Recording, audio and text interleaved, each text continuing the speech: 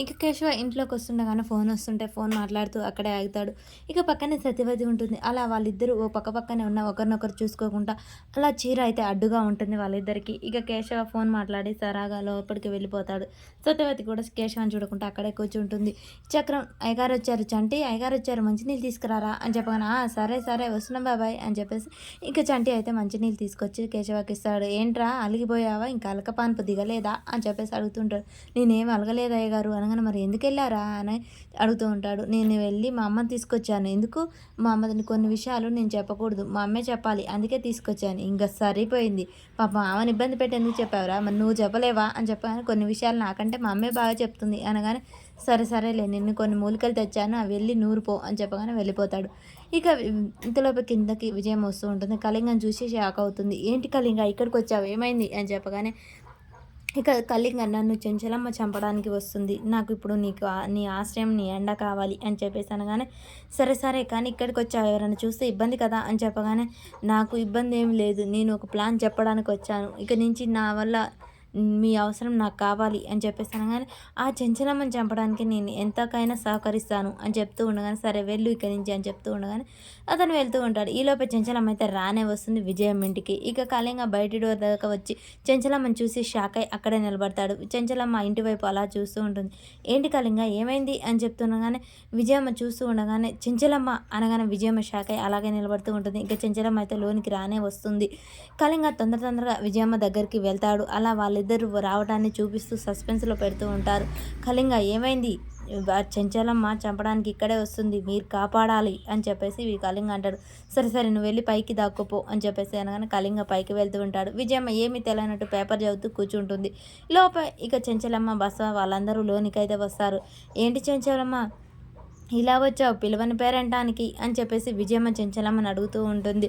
పేరంటానికైతే పిలవకుంటే రాకూడదు, కానీ కొన్ని శత్రుత్వానికి పిలవకున్నా రావచ్చు, నేను ఇక్కడికి శత్రుత్వంతోనే వచ్చాను అని చెప్పగా, అంటే ఏంటి నీకు నాకు శత్రుత్వం ఉందని చంపడానికి వచ్చావా అనగానే, నిన్ను చంపితే నాకు ఒరిగేది వచ్చేది ఏమీ లేదు, ఆ కళింగని ఎక్కడ దాచిపెట్టావో చెప్పు, ఏంటి ఎగతాళిగా ఉందా, కళింగ నా ఇంట్లో ఎందుకుంటాడు, వాడు ఆయనతో నాకేం పని అని చెప్పగానే, ఉంది వాడితో నీకే పని ఉంది, వాడితో నువ్వు కొమ్ము కాచావని నాకు అర్థమవుతుంది, వాడు ఇక్కడికే వచ్చాడు, బసవ వెళ్ళి పైన వెతుకు అని చెప్పగానే, అలే అమ్మగారు అని చెప్పేసి బసవ వెళ్ళబోతుంటాడు. ఆగు బసవ, ఎక్కడికి, ఇది ఏమైనా నీ ఇల్లు అనుకున్నావా, ఏంటి దౌర్జన్యం నా ఇంటి మీదకి వచ్చి ఏం చేస్తున్నావు అనగానే, వేటాడుతున్నాను, సింహంలా వేటాడుతాను, కళింగ తల తీసుకొని వెళ్తాను, నువ్వు వేటాడడానికి ఇది అడవి కాదు, నిజమే మృగాలు అయితే అడవిలో ఉంటాయి, కానీ మానవ మృగాలు ఇళ్లలోనే ఉంటాయి అని చెప్తూ ఉండగానే, ఈలోపే ఇక్కడికి విజయమ్మ కూతురు భర్త వస్తాడు. చెంచలమ్మ గారు ఏంటి మీరు చేసే పని, ఇది నాకేం నచ్చలేదు, ఇలా మా ఇంటి మీదకి వచ్చి కళింగ మా ఇంట్లో ఉన్నాడు అంటవేంటి దౌర్జన్యంగా, అసలు మా ఆవిడ మీ మీద పగతో ఉందని తెలుసు, రగిలిపోతుందని తెలుసు, అంతేకాని ఆ దుర్మార్గులు నీచుడు అలాంటి కళింగతో చేయి కలుపుతుందని నేను అస్సలు అనుకోను, నా భార్య అంత నీచానికి దిగజారదు, మీరు ఏమనుకుంటున్నారు అని చెప్పేసి అనగానే, నిజమో అబద్ధమో వెతికితే కదా తెలిసేది, వెతకనివ్వండి, వెతికినాక నాకు సహకరించండి, అప్పుడు నిజం నేను చెప్పేది నిజమా నీ భార్య చెప్పేది నిజమా అనేది తెలుస్తుంది అని చెప్పగానే, బస్వా ఇక వాళ్ళైతే పైకి వెళ్తారు. విజయమ్మ చాలా కంగారు పడుతూ ఉంటుంది, కళింగ ఎక్కడ దొరికిపోతాడో అని. ఏంటి విజయమ్మ కంగారు పడుతున్నావు, కొద్దిసేపు ఆగు, ఎవరు నిజమో ఎవరు అబద్ధమో తెలుస్తుంది అని చెప్పగానే, బస వెళ్ళి అమ్మ పైనంతా వెతికాను లేడు, కింద కూడా లేడు అని చెప్పగానే, ఏంటి చెంచలమ్మ గారు చెప్పాను కదా నేను అనగానే, చూడండి ఏం చెంచలమ్మ తప్పు చేస్తామని ఫీల్ అవుతున్నావా అని చెప్పేసి, ఏంటి చెంచలమ్మ తప్పు చేశానని ఒప్పుకుంటావా ఇప్పటికైనా అని చెప్పేసి విజయం అడుగుతూ ఉంటుంది.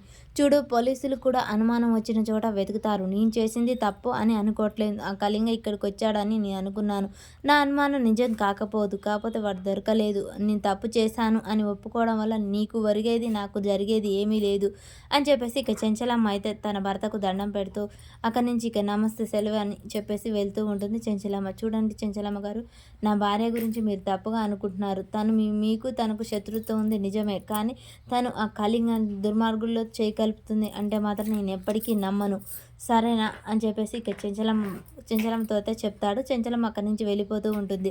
ఇది చూసారా చూసారా చెంచలమ్మ ఎంత బరి తెగించిందో అని చెప్పేసి విజయమ్మ రెచ్చిపోయి ఇక మాట్లాడుతూ ఉంటుంది. చెంచలమ్మ బయటికి వచ్చి అలా పైకి అయితే చూస్తూ ఉంటుంది, పైన ఉన్న కళింగని కనిపెడుతూ ఉంటుంది. ఇక చెంచలమ్మ ఏమైందమ్మా అనగానే, ఏం లేదు పద బస అంటుంది. ఇంకా కళింగ పైనుంచి కిందికి వస్తూ ఉంటాడు.